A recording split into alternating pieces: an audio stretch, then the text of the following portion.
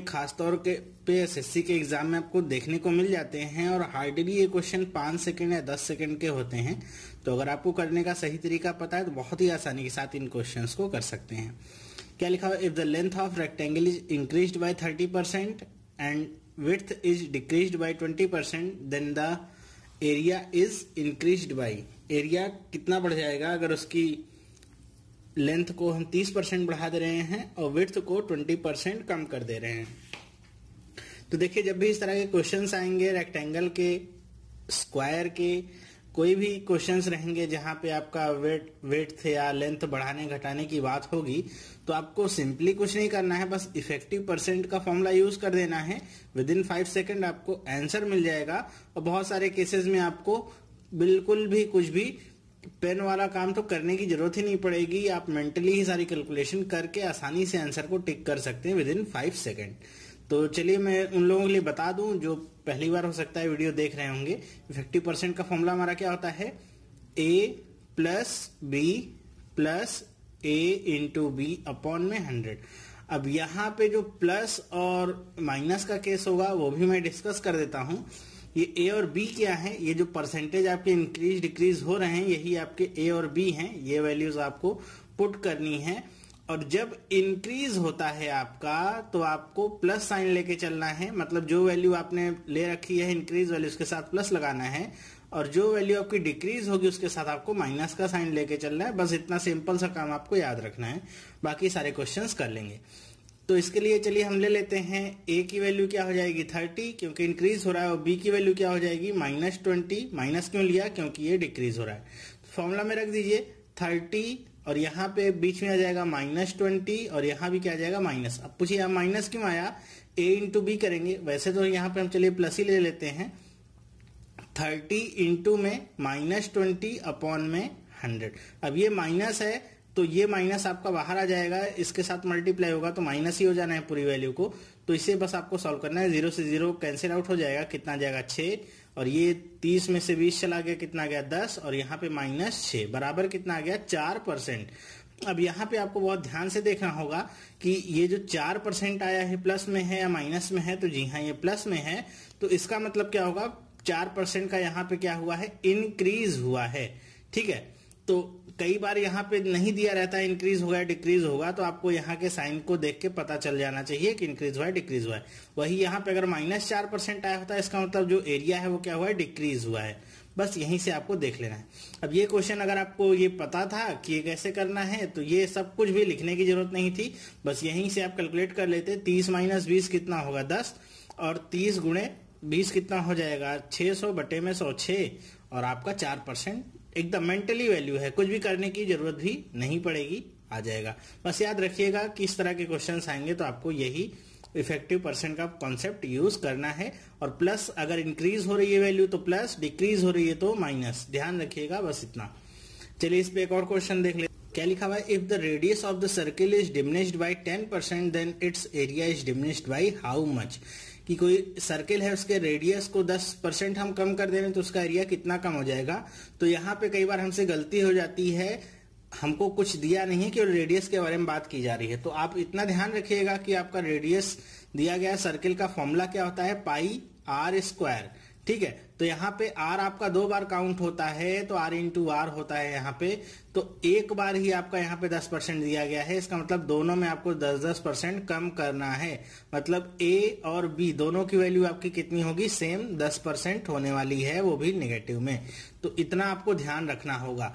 तो कह रहे हैं कि 10% कम हो जा रहा है तो एरिया आपका कितना कम हो जाएगा, तो कैसे करेंगे इसे, -10 और यहाँ पे देखिए प्लस आ जाएगा, -10 इंटू -10 अपॉन में क्या आ जाएगा 100। 0 से 0 कैंसिल आउट हो गया, -1 और -1 मल्टीप्लाई होकर +1 ही देंगे और ये कितना आ जाएगा -20 + 1 कितना आ जाएगा -19%।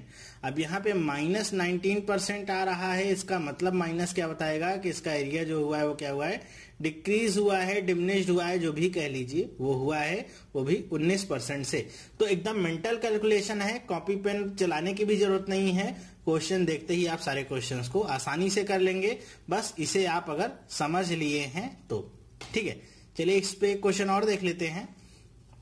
The radius of cylinder is increased bye 15% it's height is decrease by 20%, find percentage change in the volume of the cylinder. देखिए इस तरह के क्वेश्चंस आजकल बहुत बनते हैं आपके एसएससी वगैरह में, कि यहाँ पे सिलेंडर की बात की जा रही है। अभी तक 2D शेप की हम बात कर रहे थे, रेक्टेंगल या सर्किल की, अब 3D शेप में आ गए, सिलेंडर के बारे में बात की जा रही। तो सिलेंडर का जो एरिया होता है क्या होता है, पाई आर स्क्वायर एच। ध्यान रखिएगा, सिलेंडर की बात करेगा या फिर आपका कोन की बात करेगा कहीं पर भी, तो 3D शेप की बात करेगा तो वहां पे ए बी सी 3 वैल्यूज आपके पास होंगी। तो अभी तक हम जो इफेक्टिव परसेंट लगा रहे थे वो इस तरीके से लागू नहीं होगा।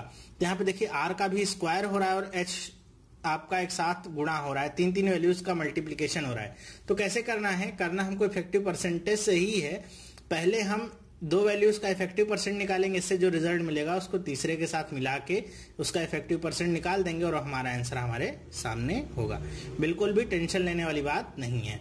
तो यहाँ पे चलिए हम निकाल लेते हैं। सबसे पहले आर का निकाल लेते हैं। 15% इंक्रीज हो रहा है तो क्या हो जाएगा, 15 प्लस 15 प्लस 15 इंटू 15 अपॉन में 100। तो 15 प्लस 15 कितना हो जाएगा 30, और ये 15 इंटू 15 कितना हो जाएगा 225 अपॉन में 100 करेंगे तो कितना जाएगा 2.25। ऐड कर दीजिए कितना आ गया 32.25। अब ये क्या हो रहा है, हाइट 20% कम हो रही है उसकी, तो हाइट के साथ हमको लेके चलना है, लेकिन -20% है वो। तो चलिए कैसे लेके चलेंगे, 2.25 माइनस में 20 और प्लस इंटू में 32.25 इंटू माइनस में 20 अपॉन में 100।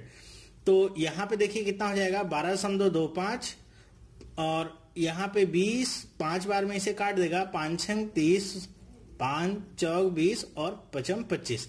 ये इसे पूरा कट कर दिया और यहाँ पे माइनस का साइन है, ये मत भूलिएगा, तो ये माइनस का साइन साथ में चला आएगा। 6.45 माइनस कर लीजिए, 5 से 5 गया 0, 12 में से 4 गया 8 और 11 में से 6 गया 5। 5.80% आ गया है और ये भी वैल्यू आपकी प्लस में आई है। मतलब उसका जो परसेंटेज चेंज होगा वॉल्यूम में वो कितना होगा 5.80% का। ये भी क्या होगा, इंक्रीज होगा, डिक्रीज नहीं होगा, क्योंकि ये प्लस में वैल्यू आपको प्राप्त हुई है। तो इतना आपको बस ध्यान रखना है। बहुत ही आसान होते हैं, बिल्कुल भी टफ वाली बात नहीं है, आसानी से आप कर सकते हैं। कॉपी पेन का यूज किए बिना भी अगर आप करना चाहें तो इन्हें कर सकते हैं। सिंपल कैलकुलेशन बेस्ड होते हैं ये। बाकी कोई भी आप मेथड लगाएंगे तो बहुत सारा उसमें तामझाम करना पड़ेगा आपको। इस मेथड के थ्रू करेंगे तो बहुत इजीली आप आसानी से कर सकते हैं। आई होप आपको ये समझ में आया होगा। चलिए नेक्स्ट क्वेश्चन को देखते हैं। अब देखिए कई बार इस तरह के क्वेश्चन आ जाते हैं, क्वेश्चन में कुछ होता नहीं, बस वो घुमा के ऐसे पूछता है कि आपको लगने लगता है कि वो टफ है। देखिए कैसे होगा कि Aryan got 350 marks and Vidya scored 76% in the same test. If Vidya scored 296 marks more than Aryan, then what were the maximum marks of the test. मतलब मान लीजिए यहाँ पे 2 लोग हैं, एक आर्यन है और एक विद्या है। आर्यन को बता रहे हैं कि 350 नंबर मिले हैं और विद्या को मिले हैं 76%। साथ साथ में एक इंफॉर्मेशन और क्या दे रहे हैं कि विद्या को आर्यन से 296 नंबर ज्यादा मिले हैं। मतलब ये जो 76% है, अगर इसमें से आप 296 नंबर घटा दीजिए, ध्यान रखिए मैं क्या कह रहा हूं, घटा दीजिए, तो ये आपके 350 के बराबर हो जाएगा। बस इतना सा अगर आपका दिमाग चल गया फिर ये क्वेश्चन कुछ नहीं है, एकदम आसान है। बस इतना सा आपको दिमाग में रखनी होगी बात कि 96% मोर है, मतलब 76% में से अगर 296 घटा देंगे तो आर्यन और विद्या बराबर हो गए। यहाँ पे बराबर कर लीजिए, 296 दूसरी तरफ ले जाइए तो 76% इक्वल टू व्हाट हो जाएगा 350 प्लस 296। ऐड करने पे क्या मिल जाएगा 646, मतलब 76% इक्वल टू 646। मैक्सिमम मार्क्स का मतलब क्या हो गया 100% इक्वल टू व्हाट, बस क्रॉस मल्टीप्लाई कर दीजिए 646 इंटू में 100 अपॉन में 76। किससे कटेगा 19 से कट जाएगा 4 टाइम्स और ये जाएगा 3 टाइम्स और ये 4 टाइम्स, पूरा का पूरा कट गया। 4 इसे कट कर देगा कितनी बार में 8 बार में जाएगा 32, बचेगा 2 और ये 5 बार में कट जाएगा और एक 0 भी ले जाएगा अपने साथ में। तो कितना आ गया, एक 0 यहाँ पे और बढ़ा लीजिए, कितना आ गया 850 नंबर का टोटल वो टेस्ट था। तो ये आप बहुत आसानी से निकाल सकते हैं। बस आपका कैच कहाँ पे था, यहाँ पे था कि आप ये चीज समझ लेते हैं कि 296 नंबर उसे ज्यादा मिले हैं। 76% मार्क्स तो पाए हैं लेकिन 296 नंबर ज्यादा मिले हैं, ये बात भी आपको पकड़ लेनी है। बस उसके बाद क्वेश्चन कुछ नहीं रहेगा, हलवा हो गया, एकदम आसानी से निकाल सकते हैं। 850 नंबर मैक्सिमम मार्क्स आ गए। चलिए देखते हैं दूसरा क्वेश्चन। अब ये भी आपके क्वेश्चंस बहुत पूछे जाते हैं इस तरह के। देखिए क्या है इसमें, समझने वाली बात क्या होगी, देखिएगा कि in examination 49% student failed in English, 36 student failed in Hindi, while 15% failed in both. मतलब कह रहे हैं कि 49% बच्चे जो हैं वो इंग्लिश में फेल हो गए और 36% बच्चे हिंदी में फेल हो गए, बताइए। और 15% बच्चे ऐसे हैं जो दोनों में ही फेल हो गए हैं। फेल की बात की जा रही, पास की कोई बात नहीं है। आगे पढ़िए, if total number of passed student is 450। अब यहाँ पे पास स्टूडेंट दे दिया कि टोटल 450 लोग पास हो गए हैं, then how many student did appear in the examination, कितने लोग एग्जामिनेशन देने बैठे थे। तो कैसे करेंगे इस तरह के क्वेश्चंस जब आएंगे, तो इनको करना कैसे है, देखिए जो भी इंडिविजुअल सब्जेक्ट्स आपको दिए जाते हैं उनको आपको ऐड कर लेना है। जैसे यहाँ पे 49% दिया गया है इंग्लिश का और 36% दिया गया हिंदी का, इनको ऐड कर लीजिए और इसमें से घटा क्या दीजिए, 15% ऐसे बच्चे जो दोनों में ही क्या हो गए हैं, फेल हो गए हैं। वेन डायग्राम बनाने की बात करूं तो ऐसे बना लीजिए कि ये आपके हो गए 49% लोग और ये क्या हो गए 36% लोग और ये क्या हो गए 15% लोग। तो जब भी हमने 49 और 36 ले लिया है और ये 15% आपका रिपीट ना हो इसलिए हम ये इसको घटा देते हैं। तो माइनस में क्या कर लिया हमने 15%। अब इसे आप कैलकुलेट कर लीजिए कितना आ जाएगा, 9 6 15 4 3 7 1 8 माइनस 15 कितना आ गया, 70% बच्चे टोटल फेल हो गए हैं। ठीक है, 70% फेलियर मिल गए हमको।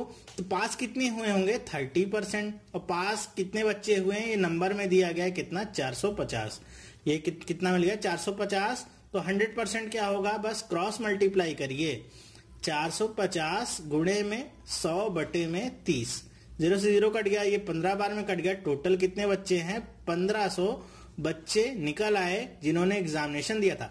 एक बात यहाँ पे ध्यान रखिए, कोई भी फॉर्मूला रटने की जरूरत नहीं है, बस कॉमन सेंस आप अप्लाई करिएगा और आसानी से क्वेश्चन आप कर लेंगे। इंडिविजुअल वालों को जोड़ के जो भी कॉमन वाला है उसको घटा दीजिए। घटाना क्यों वो भी मैंने यहाँ पे बता दिया, क्योंकि रिपीटिशन ना हो बार बार। और उसके बाद जो भी आपका पास फेल जो भी यहाँ पे दिया हो, कई बार यहाँ पे पास का परसेंटेज देता है, तो जो लोग फॉर्मूला रटते हैं तो फिर उनके लिए दिक्कत वाली बात हो जाती है। तो यहाँ पे पास वाला भी दिया हो तब पर भी यही फॉर्मूला आपको अप्लाई करना है। ये 70% जो आए हैं ये क्या आए हैं, फेल वाले आए हैं। तो मतलब पास कितने हुए होंगे 30% लोग, और 30% की वैल्यू कितनी दिया है 450। तो 100% की वैल्यू कितनी होगी, बहुत ही आसानी के साथ निकाल सकते हैं।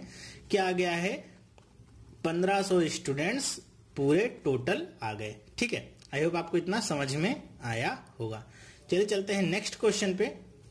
अब देखिए क्वेश्चन जब मैंने लिया था तो मैंने सोचा था थोड़ा ट्रिकी क्वेश्चन होगा, लेकिन बहुत ही खराब सा क्वेश्चन है, मतलब बहुत ही आसान क्वेश्चन है। देखिए कैसे होगा ये, the ratio of the number of boys and girls in the school is 3:2। ठीक है, मतलब कोई स्कूल है जिसमें लड़के और लड़कियों का अनुपात दे दिया है 3:2 है।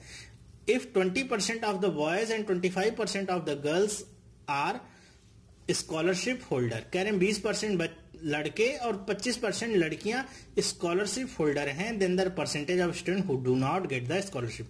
तो आपको वो परसेंटेज बतानी है जिनको स्कॉलरशिप नहीं मिली है, तो वो परसेंटेज आपको बताएं। देखिए यहाँ पे कहीं भी टोटल की बात नहीं कहा गया है कि कितने बच्चे हैं टोटल। ठीक है, तो जब भी हमको कुछ नहीं बताएगा तो हमारी मर्जी, हम कुछ भी मान लें, आप कुछ भी मान लीजिए, कुछ भी मानेंगे आंसर आपका चेंज नहीं होने वाला। मैं मान लेता हूं, मान लीजिए टोटल बच्चे हैं 100, जिसमें अनुपात में बांट दीजिए 3:2 में। अगर इसको मैं बांट दूं तो कितना मिल जाएगा, बॉयज का मिल जाएगा 60 और गर्ल्स को मिल जाएंगे 40। मतलब 60 बॉयज हैं और 40 गर्ल्स है। अब ये जिसको करना नहीं आता है बहुत ही आसान होता है, देखिए यहाँ पे करके दिखा देता हूं। 3 और ये क्या आ गया 5 आ गया, ये 20 बार में काट देगा, 20 3 60 आ जाएंगे बॉयज और बाकी के जो बच्चे हो गर्ल्स। ठीक है, तो ये हमको मिल गया। अब कह रहे हैं कि बॉयज का 20%, मतलब जो ये बॉयज हैं इनका 20%, तो इसका 20% आप निकाल लीजिए। मैंने पहले वीडियो में बताया था कि किसी का भी परसेंटेज निकालना होगा, मतलब गुणा कर दीजिए इसमें किसका 20 का और भाग दे दीजिए 100 का। कितना आ जाएगा देखिए 6 दूनी 12। और 25% लड़कियों का है 25%, तो इसे आप चाहे 1/4 करके निकाल लीजिए, चाहे 25% जैसे अभी बताया वैसे करके आप निकाल लीजिए, बहुत ही आसान होगा आपके लिए। और ये कितना आ जाएगा, दिया गया 10। ठीक है, तो मतलब कितने लोगों को स्कॉलरशिप मिली, 12 + 10 कितने हो गए टोटल 22 लोग कह लूं या 22% कह लूं, बात बराबर है। 100 लेने का फायदा यही है। ठीक है, 100 लेने का ये फायदा है, 22 बच्चे कहें तो 22 बच्चे, 22% कहें तो 22%। अब कह रहे हैं कि कितने लोगों को स्कॉलरशिप नहीं मिली थी, तो जो 22% या 22 स्टूडेंट्स आगे जिनको स्कॉलरशिप मिली है, टोटल 100% होगा, तो 22% को मिली है, बचे कितने रह गए, 100 में से 22 को घटाइए, कितना आ जाएगा, 78% ऐसे बच्चे होंगे जिनको स्कॉलरशिप नहीं मिली होगी। तो अगर आपसे पूछता है परसेंट में, तो आप ऐसे आंसर बता सकते हैं, बहुत ही आसान होगा, मतलब बहुत ही आसान क्वेश्चन है, लेकिन इस तरह के क्वेश्चन एग्जाम में आते भी हैं। चलिए नेक्स्ट देखते हैं। अब देखिए इस तरह के सवाल भी कुछ आते हैं, कुछ लोग बहुत हवा बना के रखते हैं इस तरह के सवालों का कि अब इस तरह के सवाल आ जाएंगे तो कैसे करेंगे, बहुत ही ज्यादा टफ होते हैं, बहुत ही ज्यादा हाई लेवल होते हैं। कुछ हाई लेवल वगैरह नहीं होते हैं, बहुत ही इजी होते हैं, एक छोटी सी बात होती है वो आपको बता दूंगा, तो कल से आप भी बहुत ही आसानी के साथ 5 से 10 सेकंड में इस तरह के क्वेश्चन को आसानी से कर सकते हैं। देखिए कैसे करेंगे कि कह रहे कि fresh grapes contain 80% water while dry grapes contain 10% water.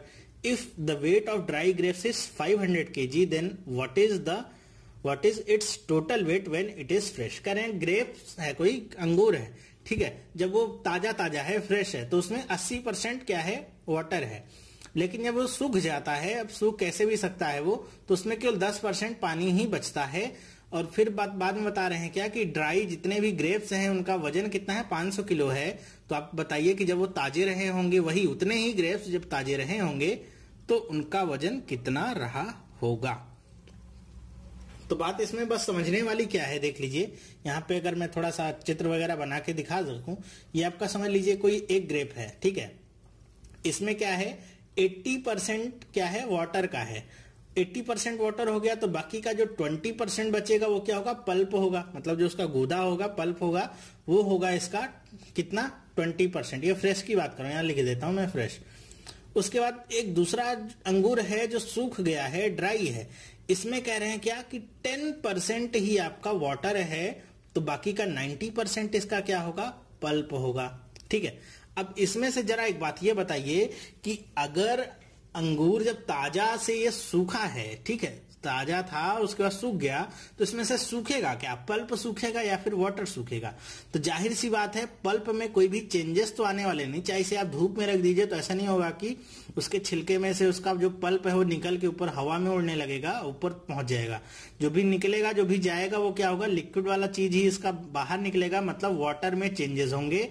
Pulp remains same, मतलब जितना पल्प इस फ्रेश वाले में है उतना ही पल्प किसमें होगा, ड्राई वाले में होगा। बस इतना सा छोटी सी बात है, इसे आप समझ लीजिए, बाकी सारी चीजें आसान है। देखिए कैसे करेंगे इसे, हमको पता है 10% इसमें ड्राई वाले में वाटर है और 90% इसमें क्या है, पल्प है, और इसका टोटल जो वेट दे दिया गया आपको, कितना दे दिया गया, 500 केजी का वेट है। तो 500 केजी का वेट है, तो इसमें पल्प कितना होगा, 90%, तो 90% इसका आप निकाल लीजिए, कितना आ जाएगा, ये आ गया आपका 450 केजी। पल्प का वेट केवल आया है 450 केजी, ये आपका पल्प का वेट है, ठीक है। अब पल्प का वेट आपको पता चल गया 450 केजी, तो जितना ड्राई वाले में होगा पल्प, उतना ही फ्रेश वाले में भी होगा, मतलब इसमें जो 20% की वैल्यू है किसके बराबर होगी, 450 केजी के। बस यही आपको करना है, 20% इक्वल टू 450 केजी, तो 100% equal to what, 100% equal to what, cross multiply किया, 450 गुणे में 100 बटे में 20, 0 से 0 कटा, इसको मैंने काट दिया, 2 दूनी 4, 2 दूनी 4, 2 पंचे 10, टोटल कितना आ गया, एक 0 यहाँ पे बाकी रह गया, 2250 केजी वेट रहा होगा इस पूरे अंगूर का, जब ये फ्रेश रहा होगा तो 2250 केजी वेट रहा होगा। मतलब समझने वाली बात क्या है कि जितना पल्प फ्रेश वाले में होगा, सेम पल्प की मात्रा कितनी होगी, ड्राई वाले में होगी। बस इसे आपको इक्वेट कर देना है, इक्वल बना लेना है। चाहे आप एक बार इसमें से फ्रेश वाले में से वैल्यू निकाल लीजिए पल्प की किसी भी तरीके से, चाहे ड्राई वाले में से निकाल लीजिए, दोनों को बना दीजिए इक्वल। फिर आपसे दुनिया भर की जो भी चीज पूछे वो आप निकाल सकते हैं। इसमें आपसे पूछता है वाटर का कितना था, तो यहाँ पे 100 की जगह आप 80% रख देते, आसानी से निकाल आता। ठीक है, कुछ भी पूछेगा आप आसानी से निकाल सकते हैं। बस इतनी सी छोटी सी बात थी। अब कल से आपके लिए ये क्वेश्चन भी बहुत ही ज्यादा आसान हो जाएगा करना। कहीं भी आएगा, अलग अलग फॉर्म में आता है, कहीं वाटरमेलन दे देगा, कहीं नींबू दे देगा, कहीं कुछ दे देगा, होता सब कुछ सेम ही है। इसी पे क्वेश्चन मैं और ले लेता हूं, आपके लिए दिखा देता हूं करके कि एकदम सेम क्वेश्चन ही होता है, कुछ करना नहीं होता, बहुत आसानी के साथ आप सॉल्व कर सकते हैं। चलिए देखते हैं। क्या करें, a large watermelon weighs 20 kg with 96% of its weight being water. फिर क्या करें, it is allowed to stand in the sun for a while and some of the water evaporates so that now only 95% of it is water.